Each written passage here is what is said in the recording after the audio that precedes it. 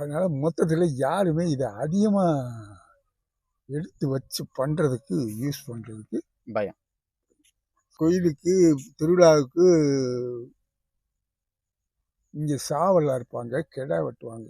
இந்த கதைக்கு அங்கிட்டால தான் வெட்டுறது, சாவலாக இருக்கிறதெல்லாம் அதை நான் தான் செய்கிறேன். சிவா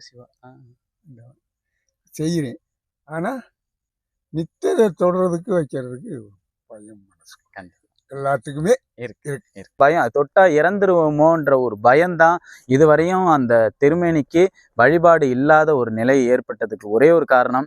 அப்படி நடந்தா எங்களுக்கு நடக்கட்டும், நாங்க அதை ஏத்துக்கிறோம், அதை தான் நாங்க விரும்புறோம். சிவலிங்கங்களை தொட்டா இறந்துருவோம்னா அது எங்களுக்கு நடக்கட்டும், அந்த பாக்கியம் அந்த முக்தி எங்களுக்கு கிடைக்கட்டும். ஐயா, இந்த சிவலிங்கத்தை எடுத்து வச்சு வழிபாட்டுக்கு கொண்டு வரோம், அந்த வழிபாடு நடக்கும், நல்லதே நடக்கும். ஐயாவுக்கு 65 வயது ஆகுதா, அவங்களுக்கு அப்பா, அவருடைய அப்பா வந்து இப்படியே தான் இருக்கு. கண்டிப்பா இந்த காணொலியை அதிகமா பகிர்ந்து தெரியப்படுத்துங்க.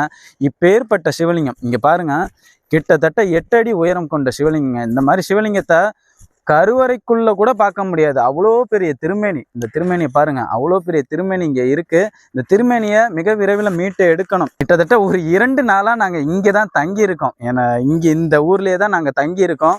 இந்த திருமேனியை நாங்க எடுத்து வைக்காம நாங்க இந்த ஊரை விட்டு போக கூடாதுன்ற ஒரு கட்டாயத்துல தான் நாங்க இருக்கோம். ஏன்னா இத்தனை ஆண்டு காலம், கிட்டத்தட்ட எத்தனையோ ஆண்டு காலம் இந்த திருமேனி மீண்டு எழணுன்றதுக்காக தான் நாங்கள் போராடுறோம். நிச்சயம் இந்த காணொலியை அதிகமாக பகிர்ந்து தெரியப்படுத்துங்க. ஒவ்வொரு சிவபக்தர்களும் இந்த காணொலியை அதிகமாக பகிர்ந்து தெரியப்படுத்துங்க. இப்பேற்பட்ட ஒரு திருமேனி மேலே எழுந்து மக்கள் வழிபாட்டுக்கு வரணுன்றது தான் எங்களுடைய விருப்பமே. மிக விரைவில் நடக்கும்.